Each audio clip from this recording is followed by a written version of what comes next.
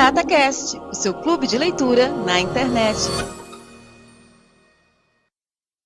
Memórias de um operador da Bolsa. Capítulo 4. Bem, voltei para casa. Mas no momento em que cheguei, sabia que tinha uma única missão na vida, e esta era conseguir algum dinheiro e voltar para Wall Street. Aquele era o único lugar no país onde eu poderia negociar pesadamente. Algum dia, quando meu esquema estivesse completamente correto, eu precisaria daquele lugar. Quando um homem está certo, ele quer agarrar tudo que vem ao seu encontro em consequência do fato de estar certo. Eu não tinha muita esperança, mas, obviamente, tentei entrar nas bucket shops novamente. Havia poucas delas, e algumas eram dirigidas por desconhecidos. Aqueles que se lembrassem de mim não me dariam a chance de mostrar a eles se havia voltado como um operador ou não. Disse-lhes a verdade, que tinha perdido em Nova York o que houvera ganho por ali, que eu não sabia tanto quanto eu supunha, e que não havia razão para que não fosse agora um bom negócio deixar que eu apostasse com eles. Mas eles não deixaram. E os novos lugares eram inacreditáveis. Seus donos pensavam que um lote de 20 ações era o máximo que um cavalheiro deveria comprar se tivesse qualquer razão para suspeitar que iria estar certo em seu palpite. Eu precisava de dinheiro, e as maiores firmas estavam tirando muito dele de seus clientes regulares. Consegui um amigo para entrar num certo escritório e negociar. Eu simplesmente supervisionava com calma e cuidado. Novamente, tentei persuadir o funcionário que preenchia os cartões a aceitar uma pequena ordem, mesmo que fosse de somente 50 ações. Logicamente, ele disse não. Tinha armado um código com este amigo, de modo que ele pudesse comprar ou vender quando e o que eu lhe indicasse. Mas, com aquilo, só consegui migalhas. Então, o escritório começou a se queixar de receber as apostas do meu amigo. Finalmente, um dia, ele tentou vender 100 ações da St. Paul e eles o puseram fora do negócio. Descobrimos depois que um dos clientes viu-nos conversando do lado de fora e contou ao pessoal do escritório. Então, quando meu amigo foi dar a ordem de venda das 100 ações da St. Paul ao funcionário, este disse: "Não estamos aceitando nenhuma ordem de venda de St. Paul, não de você." "Por quê? Qual é o problema, Joe?" perguntou o meu amigo.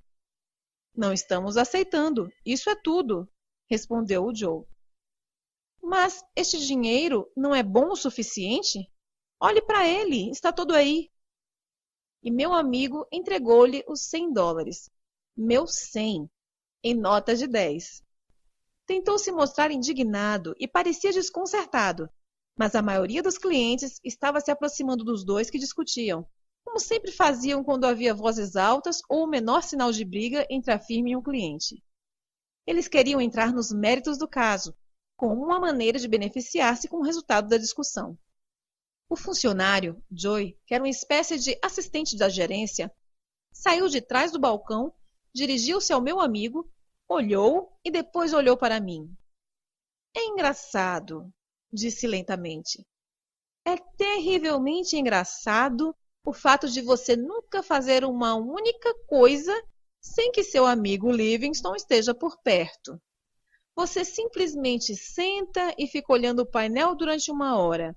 Não tem um só vislumbre de palpite, mas depois ele entra e você fica ocupado de repente.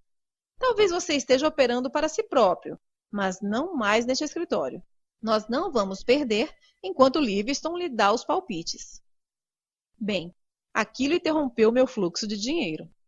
Mas ganhei algumas centenas além do que tinha gasto, e pensava como poderia usá-las, dada a necessidade, mais urgente do que nunca, de fazer dinheiro suficiente e voltar a Nova York. Senti que me sairia melhor desta próxima vez. Tinha tido tempo para pensar calmamente sobre algumas das minhas tolas jogadas. Uma pessoa pode enxergar melhor o todo quando se encontra a uma certa distância. O problema imediato era conseguir o novo montante de recursos. Um dia, eu estava no saguão de um hotel conversando com alguns conhecidos que eram operadores, já estabilizados. Todos falavam a respeito do mercado de ações. Fiz a observação de que ninguém poderia dominar o jogo por conta das más execuções que conseguia por parte de seus corretores, especialmente quando negociava no mercado como eu. Um sujeito deu uma baforada em seu cachimbo e me perguntou de que corretores eu falava. Respondi, os melhores da redondeza. E ele me perguntou quem seriam eles. Pude ver que ele não iria acreditar que eu já havia negociado nas corretoras de primeira linha. Mas eu disse, quero dizer, qualquer membro da Bolsa de Valores de Nova York.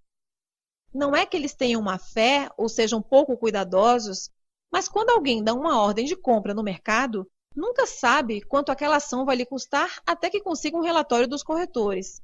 Existem mais movimentos de 1 ou 2 pontos que de 10 ou 15. Mas quem está longe do pregão não consegue aproveitar-se das pequenas elevações e declínios por causa da execução. Preferia negociar numa bucket shop em qualquer dia da semana se eles simplesmente deixassem um sujeito operar com grandes quantias.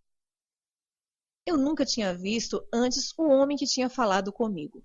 Seu nome era Roberts. Ele parecia muito amigável e disposto a ajudar. Ele me puxou para o lado e me perguntou se alguma vez havia negociado em outras bolsas, ao que respondi que não. Disse-me que conhecia algumas firmas que eram membros da Bolsa de Algodão e da Bolsa de Mercadorias e de algumas pequenas bolsas de valores. Essas organizações eram muito cautelosas e tinham especial atenção para com as execuções. Contou-me que tinham conexões confidenciais com as maiores e melhores corretoras, membros da Bolsa de Valores de Nova York, e que, através de suas influências pessoais e garantindo um negócio de centenas de milhares de ações por mês, conseguiam serviços muito melhores do que aqueles prestados ao investidor individual. Isso realmente satisfaz o pequeno cliente, ele disse. Eles fazem um trabalho específico para os negócios de fora da cidade e tomam tanto cuidado com uma ordem de 10 ações quanto uma de 10.000. São muito competentes e honestos. Sim, mas se eles pagam para a corretora a comissão regular de 1/8, onde é que eles ganham? Bem, eles devem pagar o 8º, mas você sabe. E me deu uma piscadela. Sim, eu disse. Mas uma coisa que uma corretora que seja membro da bolsa não fará é repartir as comissões. Os dirigentes prefeririam que um membro cometesse assassinato, crime de incêndio e bigamia a fazer negócios com estranhos por menos que 1/8 limpo. Toda a vida da bolsa depende da não violação desta regra. Ele deve ter percebido que eu tinha conversado com pessoas da bolsa, pois ele disse, escute, algumas vezes, uma dessas devotas corretoras é suspensa por 1 ano por violar esta regra, não é? Existem maneiras e maneiras de obter desconto, de modo que ninguém pode reclamar. Ele provavelmente viu descrédito em minha face. E então continuou. Além disso, em certos tipos de negócios, quero dizer, estas firmas que possuem estas conexões, pedem uma taxa extra de 1,32 em adição à comissão de 1/8. Eles são muito gentis a respeito disso. Nunca pedem a comissão extra, a não ser em casos excepcionais, e ainda assim somente se o cliente tem uma conta inativa. Caso contrário, aquilo não pagaria por meus serviços, você sabe. Eles não estão no negócio exclusivamente para a sua prosperidade. Naquele momento, eu já sabia que ele estava angariando clientes para algum corretor fraudulento. Você conhece algum escritório destes em que se possa confiar? Perguntei-lhe. Conheço a maior firma de corretagem dos Estados Unidos, ele disse. Eu próprio negocio lá. Eles têm escritórios em 78 cidades dos Estados Unidos e Canadá. Têm um enorme volume de negócios e não poderiam sair-se tão bem, ano após ano, se não fossem corretos, poderiam? Certamente que não, concordei.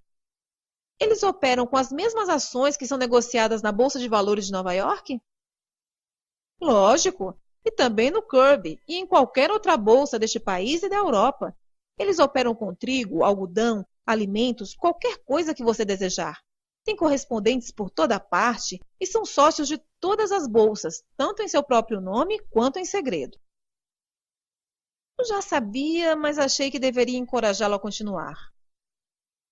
Sim, eu disse, mas isso não altera o fato de que as ordens têm que ser executadas por alguém e que nenhuma pessoa pode garantir como o mercado vai se comportar ou o quão próximos estão os preços transmitidos ao escritório pela máquina dos preços reais no pregão da bolsa.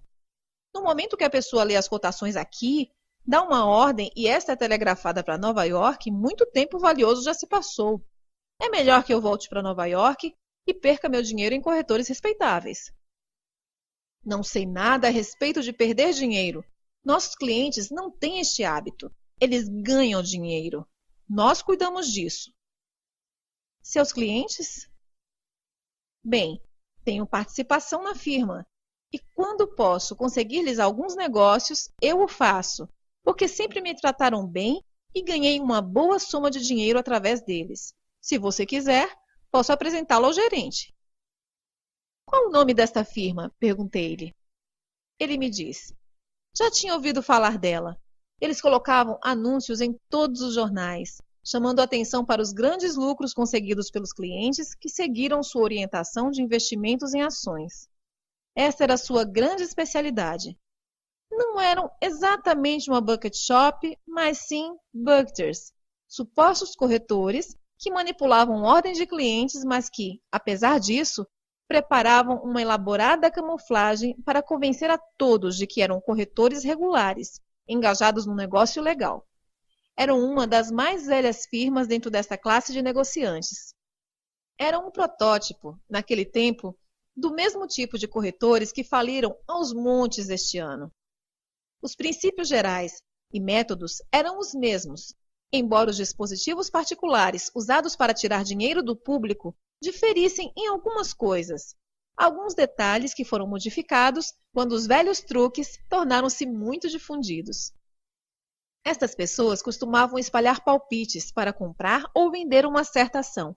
Centenas de telegramas chamando a atenção para a compra imediata de uma certa ação e centenas de outros recomendando a clientes distintos a venda desta mesma ação, como o velho plano da corrida dos boatos. Então, passavam a chegar ordens de compra e venda. A firma compraria e venderia, vamos dizer, 1.000 destas ações através de uma respeitável corretora e conseguiria um boletim oficial por parte desta. Este boletim poderia provar seu grande movimento de ordens a qualquer um que a questionasse sobre a manipulação de ordens dos clientes. Eles também costumavam formar grupos arbitrários no escritório e, como um grande favor, permitiam a seus clientes que os autorizassem, por escrito, a negociar com seu dinheiro e em seu nome como lhes conviesse. Desta maneira, mesmo o cliente mais rabugento não teria direito a reparações quando seu dinheiro desaparecesse. Eles comprariam uma ação no papel e envolveriam os clientes na operação, posteriormente executando uma das velhas manobras das bucket shops, eliminando centenas de margens de pequenos clientes. Eles não poupavam ninguém para fazer sua melhor jogada, nem mesmo mulheres, professores e idosos. Estou magoado com todos estes corretores, disse ao agente angariador. Tenho que pensar mais sobre isso. E deixei-o de maneira que ele não pudesse me dizer nada mais. Investiguei a respeito desta firma. Descobri que eles tinham centenas de clientes e, apesar das histórias usuais, não encontrei um único caso de investidor que não tivesse conseguido levar seu dinheiro se tivesse ganho algum. A dificuldade estava em encontrar alguém que tivesse ganho alguma vez operando com este escritório. Mas eu ganhei. As coisas pareciam estar caminhando bem naquela época, o que queria dizer que eles provavelmente não deixariam de pagar a um cliente que conseguisse oferir algum lucro às suas custas. Logicamente, muitas das firmas desse tipo quebram eventualmente. Há ocasiões em que acontecem epidemias de falências desses especuladores, como as velhas sequências de quebras que acontecem em diversos bancos, depois que um deles fecha. Os clientes dos outros ficam assustados e correm para retirar seu dinheiro. Mas há inúmeros homens solitários que sustentam as bucket shops neste país. Bem, não soube de nada alarmante sobre a firma, exceto pelo fato de que eles sempre estiveram no negócio e que não eram sempre confiáveis. Sua especialidade era manipular os tolos que queriam ficar ricos rapidamente. Mas eles sempre pediam a permissão dos clientes, por escrito, para carregar seus maços de dinheiro para longe. Um sujeito que encontrei contou-me uma história sobre ter visto 600 telegramas sendo enviados num dia, avisando os clientes para adquirir uma certa ação e 600 outros para clientes diferentes, alertando-os firmemente para a urgência de vender aquela mesma ação ao mesmo tempo. Sim, conheço o truque, falei ao sujeito que me contava. É, ele disse, mas outro dia eles enviaram telegramas para as mesmas pessoas, aconselhando-as a liquidar suas posições em qualquer coisa e comprar ou vender uma outra ação. Perguntei ao sócio majoritário, que estava no escritório, por que você faz isso? A primeira parte eu entendo. Alguns dos clientes estão determinados a fazer dinheiro com papel por um tempo, mesmo que eles e os outros percam eventualmente. Mas, enviando telegramas dessa maneira, você simplesmente mata a todos. Qual é a grande ideia? Bem, ele disse, os clientes estão destinados a perder seu dinheiro de qualquer maneira, não importando o que eles compram, ou como, ou onde, ou quando. Quando eles perdem o dinheiro, eu perco os clientes. Bem, devo retirar deles o máximo que eu puder, e então começar a procurar por uma nova leva. Eu admito francamente que não estava preocupado com a ética dos negócios da firma. Disse como fiquei aborrecido com a firma do Teller, e como isso me estimulou a preparar uma desforra. Mas eu não tinha nenhuma opinião a respeito desta firma. Eles podem ser desonestos, ou talvez até não ser tão ruins quanto se diz. Eu não tinha intenção de deixá-lo fazer algum negócio para mim, ou seguir seus palpites, ou acreditar em suas mentiras. Minha única preocupação era conseguir juntar dinheiro e voltar para Nova York, para negociar em grandes quantidades numa corretora onde não houvesse a preocupação de que a polícia pudesse invadir a espelunca, como faziam nas bucket shops, ou ver as autoridades locais pegarem e reterem seu dinheiro, sendo que você seria um sujeito de sorte se conseguisse ganhar 8 centavos por dólar um ano e meio depois. Mesmo assim, convenci-me de que iria conferir quais das vantagens nas negociações oferecidas por esta firma poderiam ser chamadas de legais. Não tinha muito dinheiro para depositar como margem, e as firmas que manipulavam as ordens eram naturalmente mais liberais a este respeito, de maneira que umas poucas centenas de dólares rendiam mais nos seus escritórios. Fui até o lugar e conversei um pouco com o gerente. Quando ele percebeu que eu era um velho operador que tinha formalmente mantido contas nas corretoras membros da Bolsa de Valores de Nova York e que tinha perdido tudo o que levara comigo, parou de fazer promessas de que ganharia 1 milhão por minuto se deixasse que eles investissem em minhas economias. Ele calculou que eu fosse um tolo permanente, um tipo de espreitador da máquina transmissora de cotações, que sempre joga e sempre perde. Um provedor seguro de lucros para os corretores, quer fossem eles dessa espécie que tiram vantagens de suas ordens, quer modestamente se contentassem com as comissões. Disse ao gerente que somente procurava uma execução decente das minhas ordens, porque eu sempre tinha negociado neste mercado e não queria obter relatórios que mostrassem uma diferença de meio ou 1 ponto com as cotações da fita. Ele me assegurou, dando sua palavra de honra, que eles fariam o que quer que eu achasse correto. Queriam meus negócios, porque queriam mostrar-me que eram corretores de primeira classe. Eles tinham na firma os melhores talentos do ramo. De fato, eles eram famosos por suas execuções. Se houvesse qualquer diferença entre o preço assinalado pela máquina e o relatório, era sempre a favor do cliente, apesar de, logicamente, eles não garantirem isso. Se eu abrisse uma conta com eles, poderia comprar e vender ao preço que era transmitido pelo telex. Eles estavam absolutamente seguros disso. Naturalmente, aquilo significava que eu poderia negociar ali com todas as intenções e propósitos, como se eu estivesse numa bucket shop, ou seja, eles me deixariam operar apostando na próxima cotação. Eu não queria parecer muito ansioso, então sacudi a cabeça e lhe disse que achava que não abriria a conta naquele dia, mas que o manteria informado. Ele insistiu firmemente para que eu começasse naquele momento, já que o mercado estava favorável para se ganhar dinheiro. Estava para eles. Um mercado sombrio, com os preços oscilando ligeiramente, exatamente o tipo ideal para que os clientes entrem e logo sejam eliminados com uma brusca manobra com as ações em que fizeram suas posições. Tive um pouco de trabalho para conseguir deixar o escritório.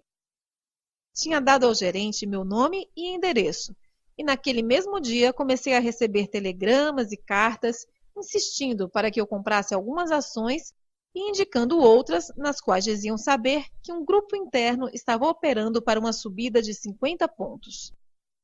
Eu estava ocupado, circulando e tentando conhecer tudo o que pudesse a respeito de várias outras firmas de corretagem, com o mesmo estilo de especulação. Parecia-me que a única maneira de eu arranjar algum dinheiro, de verdade, seria negociar nestas quase bucket shops, se eu pudesse ter certeza de conseguir arrancar meus ganhos de suas garras. Quando já tinha me informado de tudo o que podia, abri contas com 3 dessas firmas. Alojei-me num pequeno escritório, com linhas telefônicas diretas, junto a 3 corretoras. Negociei em pequenos volumes, de maneira que eles não ficassem assustados logo no começo. Ganhei dinheiro, no final, e eles não demoraram a me dizer que esperavam autênticos negócios por parte dos clientes que tinham linha direta com o escritório.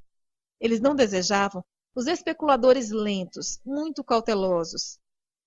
Calculavam que quanto mais eu ganhasse, mais eu perderia, e quanto mais rapidamente eu fosse eliminado, mais eles lucrariam. Soava como uma teoria aceitável, quando você considera que essas pessoas necessariamente trabalham com médias, e que um cliente médio nunca tinha uma vida longa, financeiramente falando.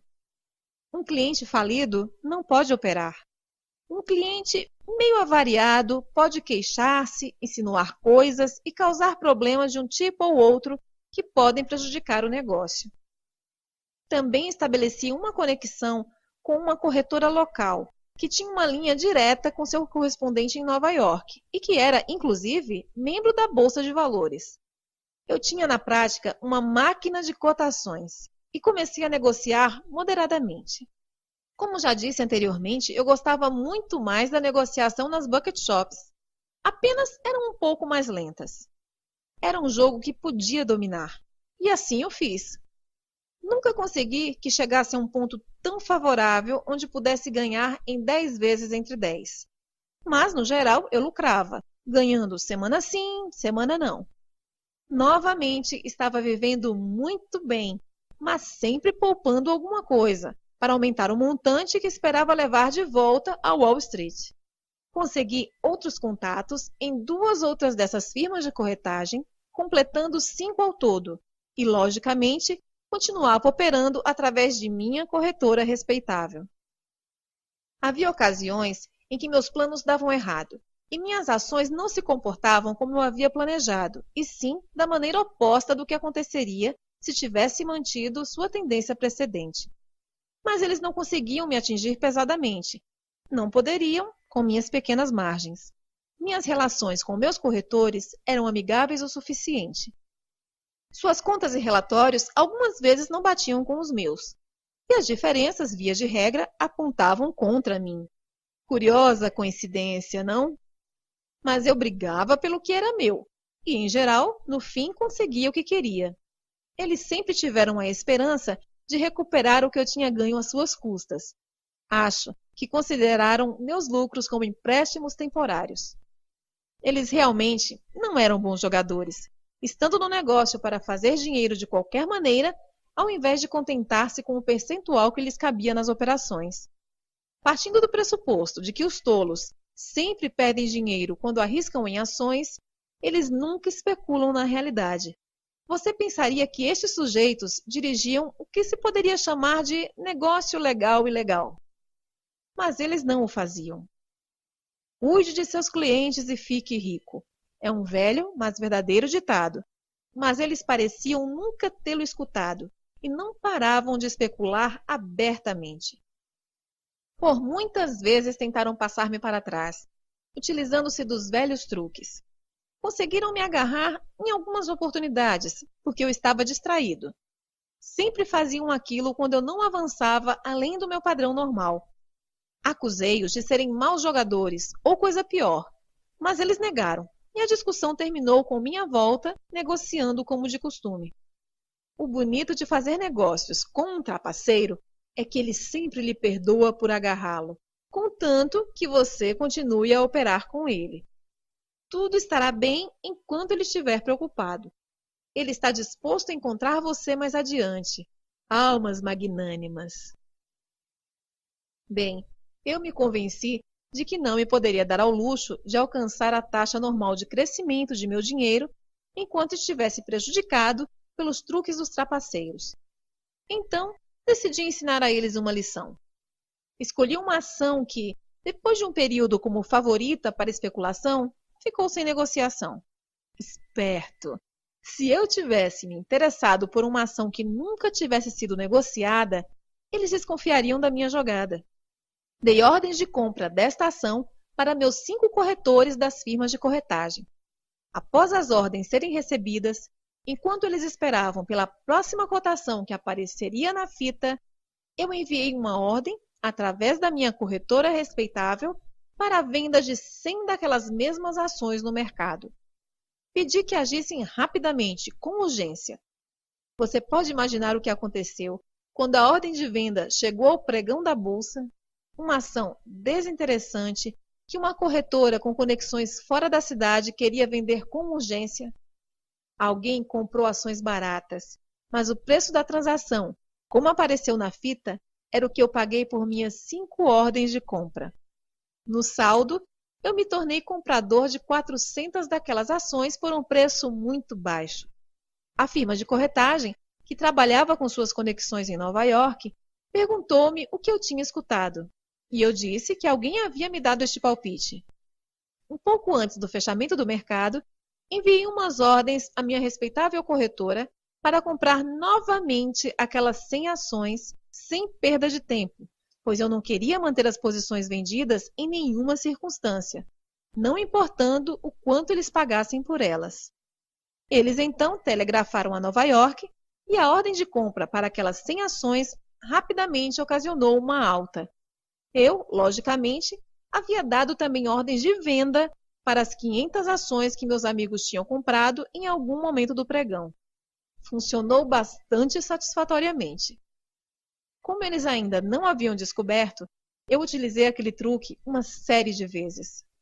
Não desejava puni-los mais severamente do que mereciam, poucas vezes mais do que 1 ponto ou 2 em 100 ações. Mas aquilo ajudou a engordar o pequeno tesouro que eu estava guardando para minha próxima aventura em Nova York. Algumas vezes variei o processo, vendendo algumas ações a descoberto, sem exageros. Estava satisfeito com os meus 600 ou 800 dólares líquidos para cada fisgada. Um dia, a façanha funcionou tão bem que ultrapassou todos os cálculos, provocando uma oscilação de 10 pontos. Eu não esperava por isso. Na realidade, aconteceu de eu ter 200 ações com um corretor ao invés das minhas 100 habituais, apesar de ter somente 100 nas outras 4 firmas. Aquilo era demais para um bom negócio, achavam eles. Estavam loucamente inflamados sobre este assunto e começaram a dizer coisas por baixo do pano. Fui então falar com o gerente, o mesmo homem que tinha estado tão ansioso para conseguir minha conta e tão preocupado com as desculpas todas as vezes que o surpreendi tentando aplicar-me um golpe. Ele falou de maneira muito imponente para um homem de sua posição. Aquilo foi um mercado manipulado para aquela ação e nós não iremos pagar 1 centavo, ele jurou. Não era manipulação quando você aceitou minha ordem de compra. Você me deixou entrar naquele momento, sem problemas, e agora você quer me tirar fora. Você não pode conseguir isso simplesmente dizendo que houve desonestidade, ou pode? Sim, eu posso, ele gritou. Posso provar que alguém tramou uma negociata. Quem tramou uma negociata? Perguntei. Alguém. A quem você atribui isso? Perguntei. Alguns amigos seus estão nisso, com certeza, ele disse. Mas eu falei: você sabe muito bem que eu jogo sozinho. Todos na cidade sabem disso. Sempre souberam desde que comecei a operar com ações.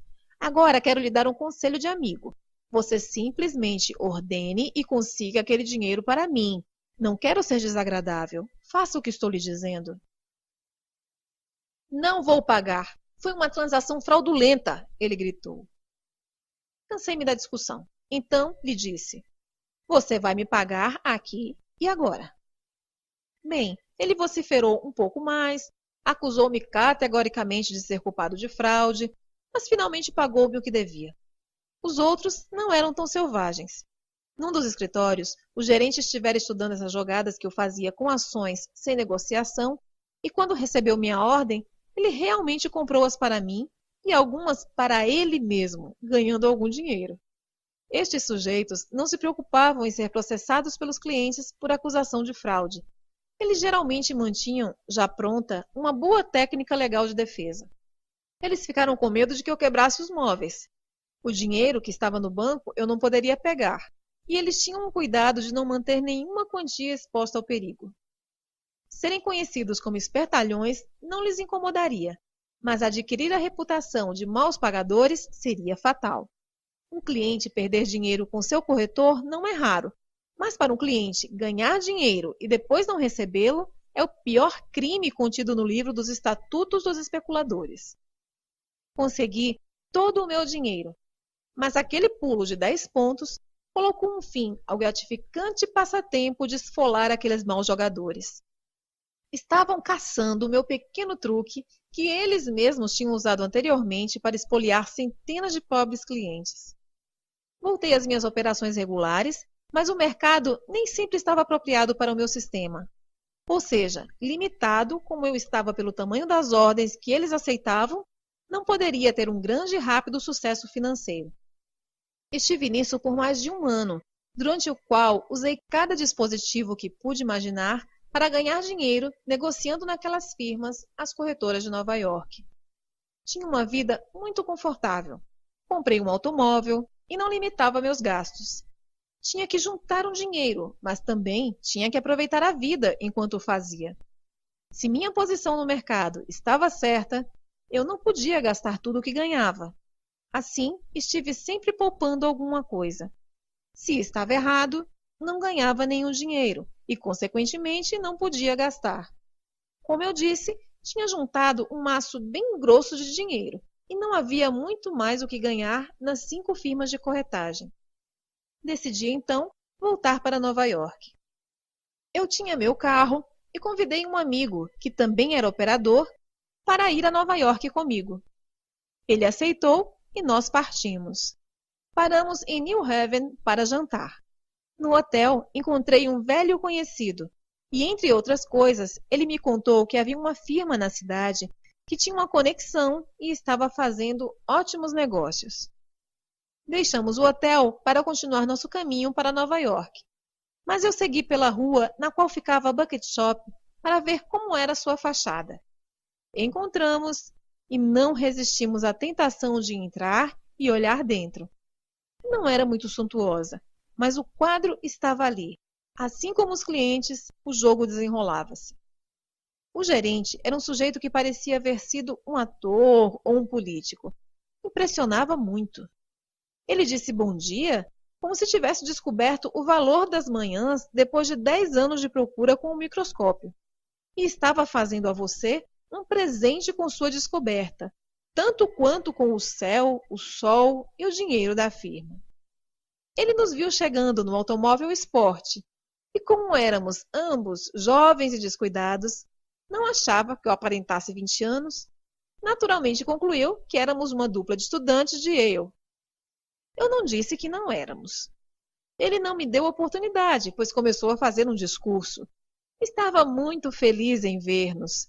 Será que não queríamos nos sentar numa cadeira confortável? O mercado, nós iríamos descobrir, estava filantropicamente favorável naquela manhã. De fato, clamava por aumentar as reservas dos bolsos dos estudantes. Aliás, nenhum estudante inteligente jamais as tivera em quantidade suficiente desde a alvorada da história. Mas aqui e agora, com os benefícios da máquina impressora de cotações, um pequeno investimento inicial poderia retornar aos milhares. Mais dinheiro no bolso do que qualquer pessoa poderia gastar era o que o mercado de ações desejava oferecer.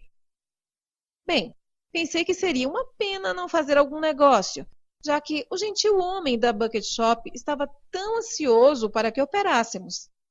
Então eu disse a ele que faríamos o que ele desejava, porque eu sabia de muitos casos de pessoas que ganharam um monte de dinheiro no mercado de ações. Comecei a negociar muito moderadamente, mas aumentando o volume conforme ganhava. Meu amigo fez o mesmo. Ficamos aquela noite em New Haven e na manhã seguinte, às 9:55, voltamos à hospitaleira firma. O orador estava muito feliz em ver-nos, pensando que sua vez chegaria naquele dia. Mas eu ganhei $1.500 com uma pequena aposta de alguns dólares.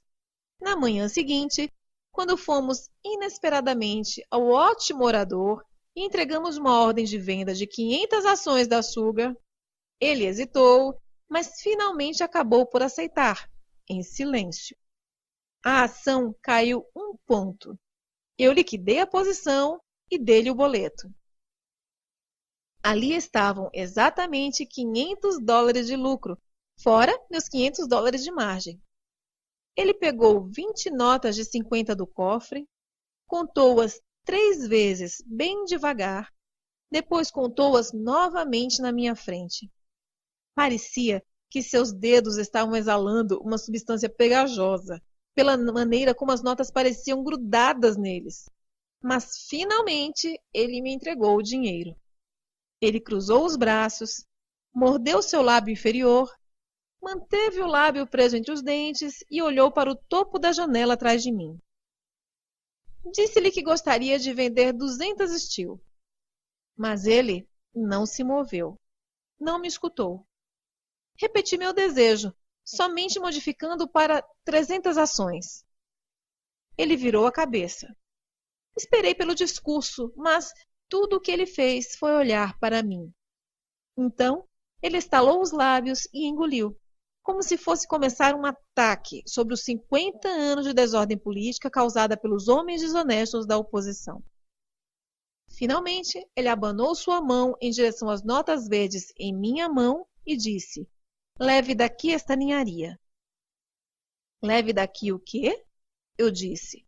Não tinha entendido inteiramente aonde ele queria chegar. "Para onde você está indo, estudante?" Ele falou muito solenemente. "Nova York", eu falei. "Está certo", ele falou, inclinando a cabeça umas 20 vezes. "Isso está precisamente correto. Você vai sair daqui porque agora eu sei de 2 coisas. 2, estudantes. Sei o que vocês não são e o que vocês são. Sim, sim, sim." "É isso, então?"